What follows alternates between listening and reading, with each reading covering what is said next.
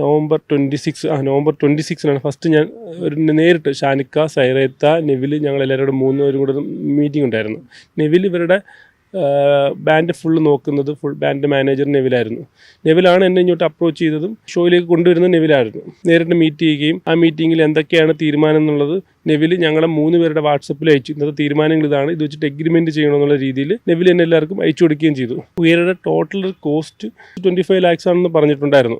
25 എന്ന് പറയുന്നത് അവർ ആർട്ടിസ്റ്റിൻ്റെ remuneration, ആർട്ടിസ്റ്റിൻ്റെ room, food, travel എല്ലാം ടോട്ടലാണ് 25 lakhs പറഞ്ഞിരുന്നത്. അപ്പോൾ ഷാനിക്കയുടെ ഐഡിയാസ് കാര്യങ്ങളൊക്കെ എന്നോട് പറഞ്ഞു. ഷാനിക്ക ഇങ്ങനെയൊക്കെയാണ് വേണ്ടുള്ളത്, നമുക്ക് കൊച്ചിയിലൊരു ബെഞ്ച് മാർക്ക് ചെയ്യുന്ന രീതിയിൽ തന്നെ ഷോ ചെയ്യണം. അതിനുശേഷം അത് ഓക്കെ പറഞ്ഞു. അപ്പോൾ എൻ്റെ അടുത്ത് ടോട്ടൽ നമ്മളൊരു 45 lakhsൻ്റെ ഒരു പ്രൊഡക്ഷൻ കോസ്റ്റ് ആയിരുന്നു വരുന്നത്. അപ്പം എൻ്റെ അടുത്ത് ഷാനിക്കല്ലേ സൈറ ഇത്താണ് എൻ്റെ അടുത്ത് പറഞ്ഞു, നമുക്കിത് 35 lakhsന് ചെയ്ത് തരണം എന്നുള്ള രീതിയിൽ പറഞ്ഞത്. ആദ്യമേ ഞാൻ ട്രൈ ചെയ്ത് നോക്കാം, അവരുടെ എവിടെ കണ്ടാൽ കട്ട് ഷോട്ട് ചെയ്യണമെങ്കിൽ ചെയ്യാം എന്നുള്ള രീതിയിൽ പറഞ്ഞു. ഷോ മുമ്പോട്ട് പോയി ഞാൻ കണ്ടിന്യൂസ് എഗ്രിമെൻറ്റ് ചോദിക്കുന്നുണ്ടായിരുന്നു. ഓരോ ദിവസം ഓരോരോ കാരണങ്ങളാണ് പറഞ്ഞത്. ഞാൻ അതുവരെ ഫിനാൻസ് കാര്യങ്ങൾ ഷാനിക്കായിട്ട് ഞാൻ ചെയ്തിട്ടില്ല.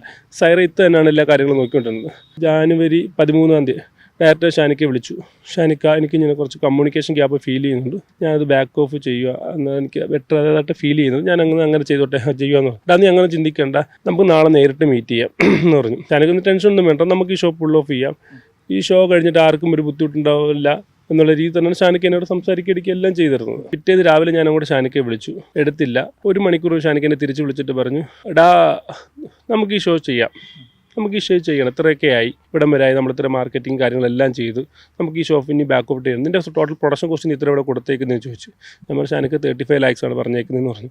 ശരി, ലാഭമായാലും നഷ്ടമായാലും ഈ പേയ്മെൻറ്റ് ഞാൻ തരും, അതെൻ്റെ വാക്കാണ്, നീ വേറെ ആരെയും നോക്കണ്ട.